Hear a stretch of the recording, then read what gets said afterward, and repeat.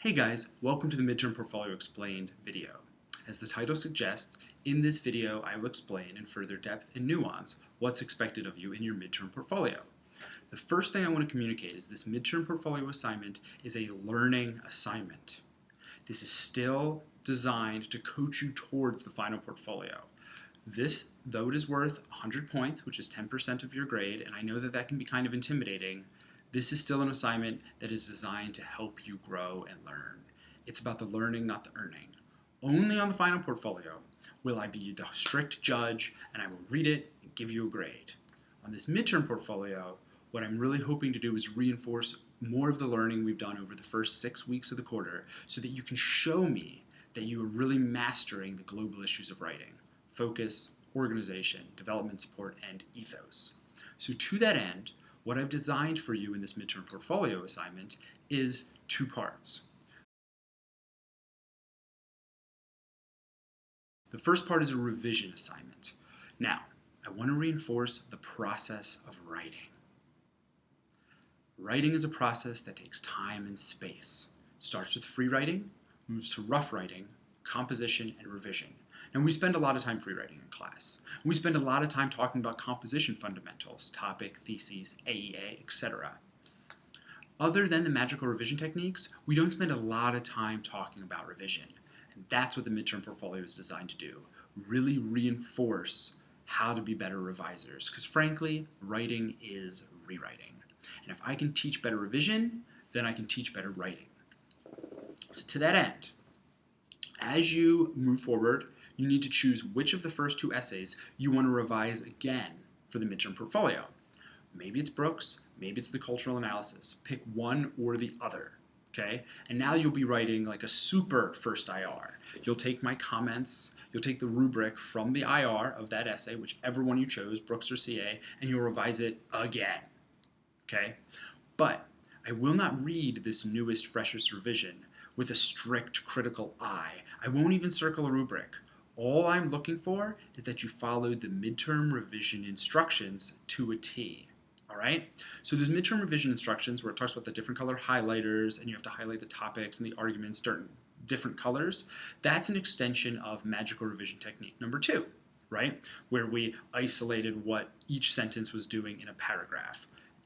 Magical revision technique number 2 was an extension of the talk about puzzling paragraph, where we had the 16 pieces of paper and we all forced them around, and also the Brooks AEA assignment. So all of those 3 were preamble to this midterm revision instruction document and showing me in how you revised your essay that you were really understanding that every sentence in an essay has a job, right? That essays are these finely tuned machines where you communicate one idea to another reader. That's all I'm looking for, is that you understand revision and composition fundamentals. You will follow the instructions, you will revise one of your first 2 essays. That essay that you submit in your midterm portfolio will be all highlighted in a beautiful rainbow of colors that'll communicate to me that you understand development support, AEA, topic sentences, etc.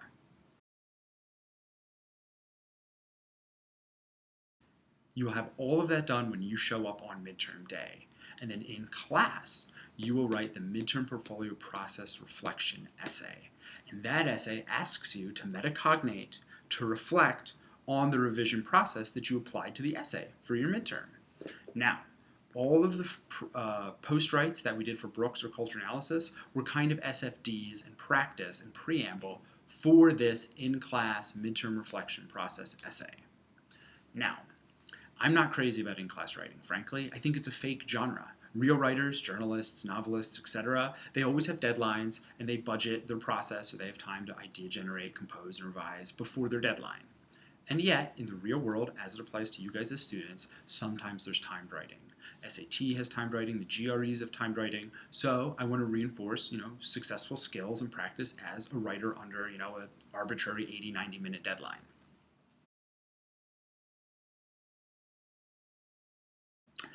But I also don't want to be a hypocrite and say that writing isn't a process. So you'll notice in the midterm module, I also give you a preview of the in-class reflection as a prompt. It is not the complete prompt. It is a preview that prepares you to write a thesis so that on midterm day when you come in, you will have already had a thesis, you'll have already idea generated, and then when I give you the complete midterm reflection prompt on midterm day, you'll be the most prepared to succeed and you'll be able to knock that bad boy out. So you won't have to waste any time idea generating that day in class. This prompt, the prompt preview, mentions that the thesis must have a metaphor. My growth as a writer can be described as blank because blank. Now, the reason I do a metaphor is it forces you to be analytical. You can't just summarize your growth as a writer. I learned how to write my Brooks essay. I learned what AEE was. I learned what a thesis was. That's robotic and dry. The metaphor forces you to give me whys and hows.